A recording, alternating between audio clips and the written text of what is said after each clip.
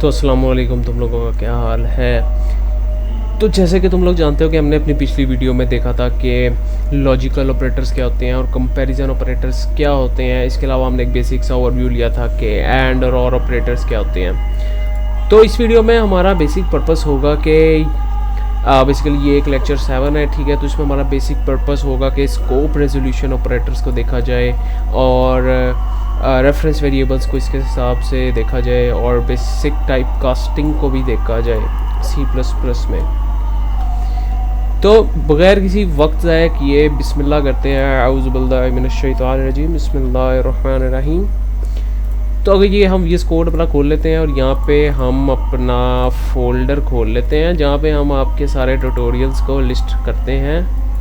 ये हमारे पास ट्यूटोरियल्स वाला फ़ोल्डर खुल गया और यहाँ पे हम एक फ़ाइल बना देते हैं बग़ैर टाइम ज़ाया किए, lecture7.cpp, और यहाँ पे अपना सूडो कोड मतलब बॉयलर कोड डाल देते हैं। तो अगर अब हम देखें तो हमने सबसे पहले आपको पता है कि अब एक इन्वायरमेंट टाइप सेट करना होता है, तो हम यहाँ पे सिंपल हम इंक्लूड कर लेंगे आईओ स्ट्रीम को और साथ हम यूजिंग नेम स्पेस std भी कर लेंगे। तो हमारे पास एक बेसिक सा हमारा बॉयलर कोड तैयार है। इसके बाद हमने देखना है कि एक स्कोप रेजोल्यूशन ऑपरेटर क्या होता है। तो बग़ैर टाइम ज़ाया किए अगर हम ये ग्लोबल वेरिएबल्स बना लें, ग्लोबल वेरिएबल जिसका नाम है suppose global is equal to 10, और यहाँ पे हम अगर सी आउट ग्लोबल को करें तो हमारे पास क्या आंसर आता है। लेट्स सी, अगर यहाँ पे सी आउट ग्लोबल को करें जाहिर सी बात है हमारे पास कि 10 आंसर आएगा, क्योंकि वो यहाँ से वैल्यू फेच कर रहा है और उसको पता है कि ये ग्लोबल वेरिएबल हमने पहले बना चुके हैं। लेकिन अगर इसी के साथ मैं एक और ग्लोबल नाम का ही वेरिएबल बना दूँ इधर और मैं उसकी वैल्यू रखूँ 20, तो अब ये मेरा क्या आएगा आउटपुट में। तो अब मेरा 20 आ रहा है आउटपुट में। तो इसका मतलब है कि हमेशा जो भी फंक्शन होता है, ये एक फंक्शन है और उसके अंदर हम जो भी सी आउट करवाते हैं, अगर तो वो जो भी सी आउट हम करवा रहे हैं वो उस फंक्शन की स्कोप के अंदर डिक्लेयर है, तो ये फंक्शन उसको ज़्यादा प्रेसिडेंस देता है ओवर ग्लोबल वेरिएबल्स, ठीक है। अगर तो अगर यहाँ पे ये ना होता तो जाहिर सी बात है वो 10 प्रिंट करवाता। लेकिन अगर यहाँ पे हमने चूँकि एक लाइन में एक ग्लोबल के नाम से एक और हमने वेरिएबल बना लिया ग्लोबल ही, तो उसने उसमें 20 स्टोर करा दिया और वो अब इस फंक्शन का हिस्सा है और ये हम सी आउट करवा रहे हैं, तो वो इस वाली चीज़ को ज़्यादा प्रेसिडेंस दे रहा है इससे कंपैरेटिवली। तो ये हमारे पास हो गया कि एक प्रेसिडेंस के किसी को प्रायोरिटी देता है, ठीक है। प्रायोरिटी देना, सॉरी प्रेसिडेंस नहीं, प्रायोरिटी। तो अगर हम चाहते हैं कि नहीं यार ये वाला प्रिंट ना कराए, ये हमारा ये ग्लोबल वाला प्रिंट करवाए, तो हम इसको ऐसे कर सकते हैं कि ये स्कोप रेजोल्यूशन ऑपरेटर होता है कि इसको हम कह देते हैं कि ये जो ग्लोबल है ना, ये हमारा एक ग्लोबल वेरिएबल है, अब हमने वो उसकी वैल्यू प्रिंट करवानी है। तो अगर यहाँ से मैं क्लियर करूँ और यहाँ पे मैं रन करूँ कोड, तो हम देख सकते हैं कि हमारे पास 10 आ रहा है। तो ये हमारे पास एक इंटरेस्टिंग वे हो गया कि एक ग्लोबल वेरिएबल को अप्रोच कैसे किया जाए एक फंक्शन के अंदर, कि उस फंक्शन में ये भी एक नाम बना हुआ है हमारे पास ग्लोबल ही। तो अगर ये ना होता तो हम सिंपल ग्लोबल करके ही एक्सेस कर सकते थे। तो अगर हम इधर एक सी आउट स्टेटमेंट में हम ये डाल दें कि ग्लोबल प्लस ग्लोबल, तो हमारे ख्याल से इसमें 20 ग्लोबल ये इसमें 10 आना चाहिए प्लस ग्लोबल ये, क्योंकि हमने इसको बताया नहीं कौन सा ग्लोबल है, तो वो इसकी बाउंड्रीज़ के अंदर देखेगा कि कौन सा ग्लोबल इसमें है, तो वो ये फेच कर लेगा। तो हमारे पास यहाँ पे कुछ ऐसा आंसर आना चाहिए 10 प्लस 20। तो यहाँ पे हमारे पास 30 आउटपुट आनी चाहिए, जो कि 30 ही आई है। तो ये हमारे पास एक बेसिक सा ओवरव्यू हो गया है कि स्कोप रेजोल्यूशन ऑपरेटर का कैसे इस्तेमाल करते हैं। तो आप लोगों के लिए ये मैं यहाँ से म्यूट करके रख देता हूँ और हम यहाँ पे एक अब डिस्कस करते हैं कि रेफरेंस वेरिएबल्स क्या होते हैं। अच्छा, reference variables is just like के अगर मैं पेंट में कहूँ कि भाई ये एक मेरी मेमोरी है और ये मेरा एक इंटीजर टाइप का एक मेमोरी लोकेशन है जिसमें मैंने इंटीजर स्टोर करना है 2 और इसका नाम मैंने रख दिया हुआ है x, ठीक है, इसका नाम x है। अगर मैं एक और चाहता हूँ कि इसका नाम तो x है जो इस मेमोरी को पॉइंट कर रहा है और ये मेमोरी मतलब इसमें 2 स्टोर है, तो मैं अगर चाहूँ कि x की जगह इसको एक और नाम भी पुकारूँ तो इसको y मैं कह दूँ कि मैं तो इसका नाम तो x ही है लेकिन मैं इसको y भी कहना चाह रहा हूँ। एक तरह से सपोज़ ये एक आदमी है, ये बल्कि यहाँ से अगर मैं एग्जांपल लूँ कि सपोज़ ये एक आदमी है, इसका नाम है इर्तज़ा, ठीक है, और इसका नाम एक्चुअली इर्तज़ा है लेकिन उसके दोस्त इसको कोडर भी बुलाते हैं, ठीक है। तो ये एक्चुअली नाम तो इसका इर्तज़ा है लेकिन इसका निकनेम कोडर भी है। तो चाहे आप कोडर के थ्रू इस बंदे को अप्रोच करो या इर्तज़ा के थ्रू इस बंदे को अप्रोच करो, बंदा एक ही है। तो इसी तरह वेरिएबल हमारे पास एक ही है, चाहे x के थ्रू अप्रोच करो और y या फिर y के थ्रू अप्रोच करो। तो बेसिकली ये जो y है ये हमारे पास आ जाता है हमारा रेफरेंस वेरिएबल कि एक x है हमारे पास, उसका एक निकनेम रख लिया y।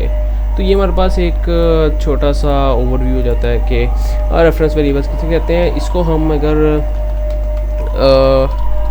रेफरेंस वेरिएबल अगर इसको हम कोड करना चाहें तो हम इसको ऐसे कर सकते हैं कि एक integer x is equal to 2 कर देते हैं और एक कहते हैं कि integer y is equal to x। तो अगर इस तरह हम इसको लिखें तो अगर इसको हम प्रिंट करके देखें तो x को अगर प्रिंट करवाएं तो हम देखते हैं यहाँ पे 2 आ रहा है इसमें, जिसमें कोई हैरत वाली बात नहीं है क्योंकि 2 ही आना चाहिए था x। बट इंटरेस्टिंग चीज़ एक यहाँ पे आ जाती है कि अगर हम y को भी साथ प्रिंट करवाएं तो फिर वो क्या आएगा।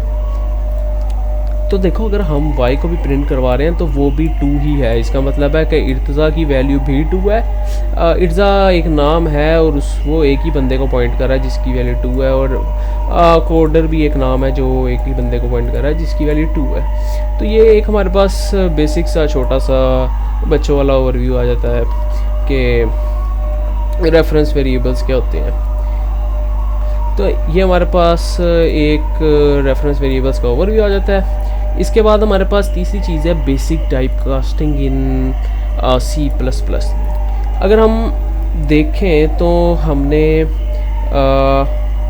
टाइप कास्टिंग के बारे में अभी तक पढ़ा नहीं, बट वी नो के फ्लोट क्या होते हैं, हमारे पास इंटीजर्स क्या होते हैं और हमारे पास और डबल वगैरह क्या होते हैं। तो type casting is not that like difficult.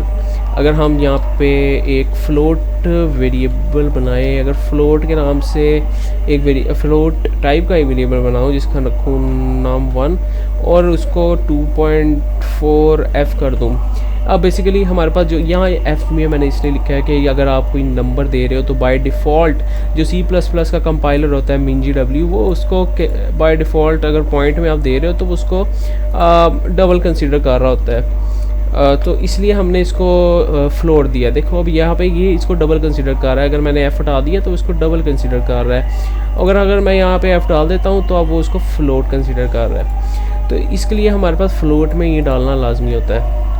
इसी तरह हमारे पास एक आ जाता है, सपोज़ अगर मैं इसको कहता हूँ कि int num2 is equal to num1 और इसको कहता हूँ कि सी आउट करवा दे num1, तो इसमें मेरे पास क्या आंसर आना चाहिए। इसमें मेरे पास देखो 2.4 आंसर आया है। तो इसमें ये मतलब नहीं है कि भाई आपने एक इंटीजर बनाया है तो सिंपल ये अगर वैल्यू आप उसको साइन कर रहे हो तो नहीं, ये हमारे पास num1 ही आउटपुट आ रहा है जो कि हमने ये फ्लोट को इसको प्रिंट करवा लिया। लेकिन अगर हम यहाँ पे num2 प्रिंट करवाएं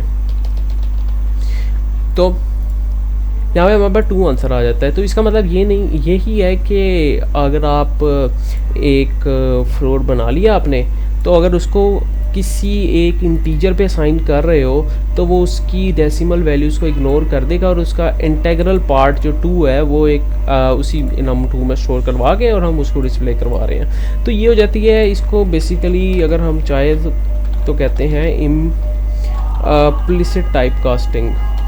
इम्प्लिसिट टाइप कास्टिंग इसलिए कहते हैं कि हमने यहाँ पे बेसिकली कोई कोड नहीं लिखा टाइप कास्टिंग के लिए, ये खुद ही एक बाय डिफ़ॉल्ट जो हमारे कंपाइलर ने हमें फैसिलिटी दी हुई ये वो है। लेकिन अगर हम बात करें कि अगर मैं एक इंटीजर num3 = 1 कहता हूँ और अगर मैं कहता हूँ कि num3 = मेरा एक फ्लोट है जिसका नाम num1 है, उसकी नहीं, मेरा एक फ्लोट है जिसका नाम num1 है, उसको इंटीजर में कन्वर्ट करो और num3 वाले इंटीजर में स्टोर करवा दो। तो इसका मतलब भी वही हो जाता है कि हमने जो ऊपर किया है वही बिल्कुल सेम इसमें भी हमारे पास आउटपुट आनी चाहिए जो कि 2 है हमारे पास। लेकिन इसमें फ़र्क ये हो जाता है कि इसको कहते हैं एक्सप्लिसिट टाइप कास्टिंग। तो इसको एक्सप्लिसिट क्यों कहते हैं? क्योंकि हम कोड में मेंशन कर रहे हैं कि भाई इसको हम टाइप कास्ट कर रहे हैं इंटीजर में और इसको टाइप कास्ट करो इंटीजर में और हमारे पास num3 में स्टोर करवा दो। अगर हम इसके अलावा एक प्रिंट स्टेटमेंट के थ्रू ये करना चाहें तो वो भी हम कर सकते हैं कि हम चाह रहे हैं कि num1 को हम फ्लोट में कन्वर्ट करें और उसमें 6 ऐड करवा के हम प्रिंट करवा दें। तो हमारे पास यहाँ पे num1 को हमने फ्लोट में ऐड किया, हाँ ये 8 आंसर आना चाहिए ना, ये 2 तो इसका है, तो ये हमारे पास 8 आंसर आ रहा है कि num1 को इंटीजर इसका इंटीग्रल पार्ट तो हमारे पास 2 आ गया था और हमने उसको कह दिया कि 6 ऐड करो और उसको प्रिंट करवाओ। ठीक है, तो ये एक हमारे पास छोटा सा ओवरव्यू हो गया कि बेसिक टाइप कास्टिंग इन C++ एक्चुअली किसे कहते हैं।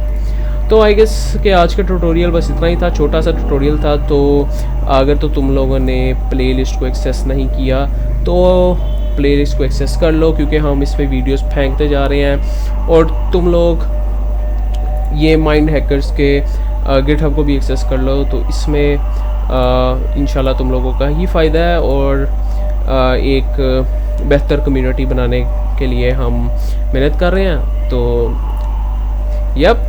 तो आप सब्सक्राइब करो, लाइक करो, शेयर करो विद योर फ्रेंड्स और अगर कोई क्वेश्चन हो तो ज़रूर कमेंट्स में पूछना। तो तब तक के लिए अल्लाह हाफिज़।